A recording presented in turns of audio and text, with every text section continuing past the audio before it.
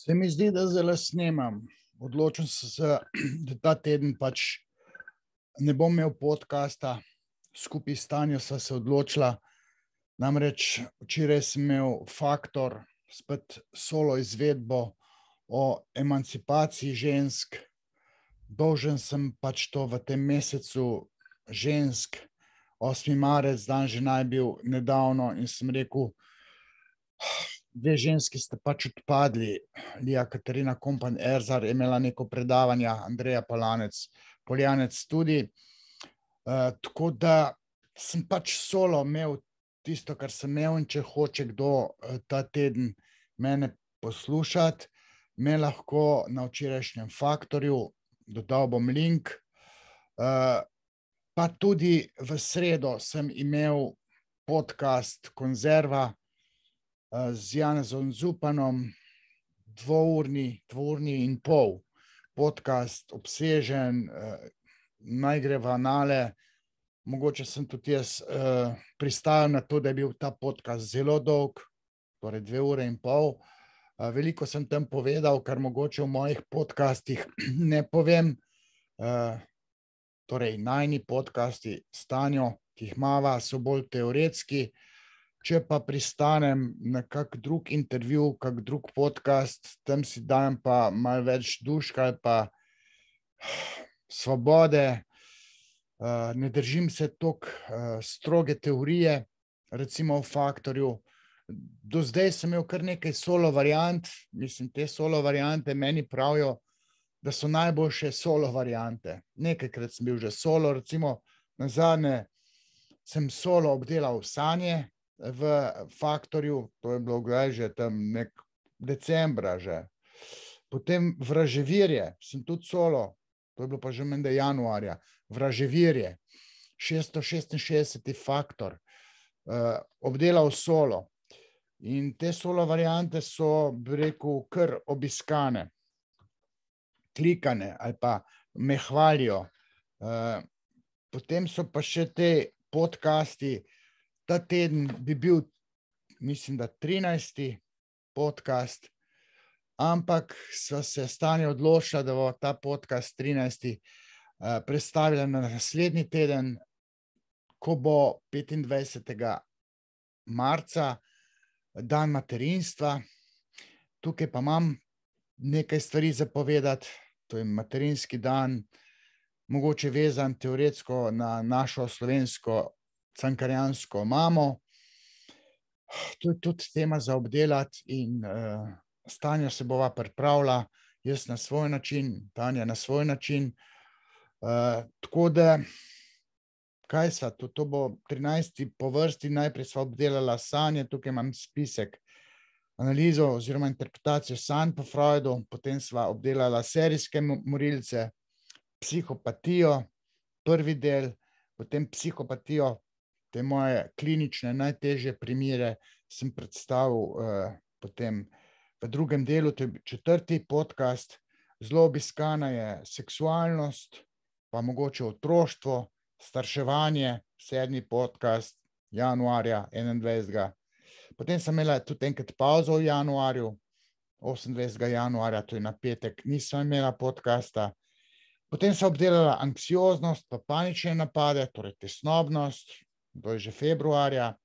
9. podcast je bil odnosi med partnerji, ker sva obdelala tudi ljubosumje ali pa tegala Jana in Tjašo, ki krasita Mercator, v katerem jaz nič več ne kupujem, ker meni se zdi absurdno, da neka najboljši sosed, neka prodajalna korporacija Mercator propagira tako rekoč svinganje mladih staršev. To sva obdelala, te celotne partnerske odnose v 9. podcastu 11. februarja. Potem sem predstavil hipnozo, brez demonstracije sicer, ampak teorijo hipnoze, pa nekaj kliničnih primerov sem predstavil, kjer jaz uporabljam hipnozo.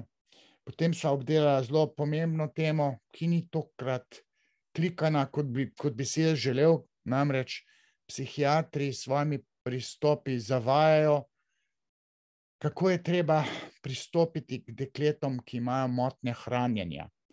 Torej, obdelala sva v 11. podcastu anoreksijo, bulimijo, kompulzivno prenajedanje, to volčjo lakoto, to so predvsem ženski oziroma dekliški problemi. Predstavil sem psihoterapevtski vidik, ne psihiatrični, ker psihiatri sam šopajo s tableti te mlade punce. Potem so pa prejšnji teden pa dejansko obdelala dan žena na torek, dan feminizma, tako rekoč. Jaz sem vmes posnel še en video, plus ta faktor, tako da, če hočete ta teden mene poslušati, moje teorije, imate včerajšnji faktor, pa konzervo, podcast z Janezom Zupanom, ta dva linka dobite, sicer se pa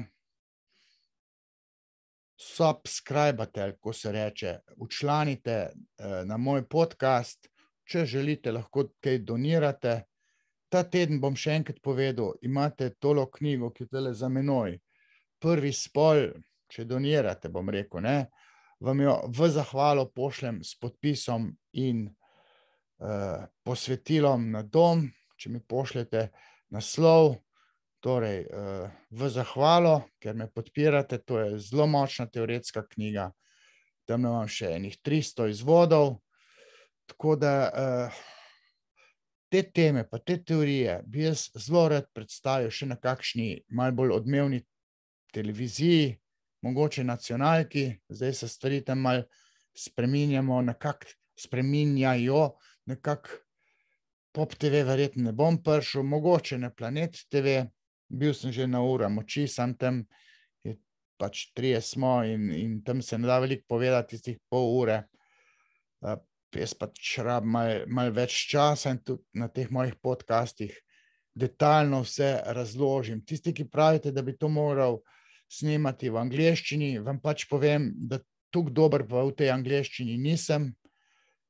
Mogoče se lahko najde kdo, ki bi pa te moje teorije prevajal, pa jih dal v angleščino, pa zrecitiral na YouTubeu, ampak to boste delali drugi. Jaz nimam ambicije uspeti v tujini, tako kot je imel Žižek pred 20 leti ali še več, da bi uspel v tujini. Mene mama imela rada, jaz ne rabim uspeti v tujini. Ampak me pa moti, da te moje močne teorije še v Sloveniji ne pridejo v mainstream medije, ampak to spet bom rekel, ni moj problem. Ste pa tukaj vi, ki klikate moje podcaste, ki spremljate, gledate moje videe, da nekaj naredite, da ne bom toliko osamljeni jezdec. Toliko sem posnel za danes, pa da vidimo, kaj je ratalo.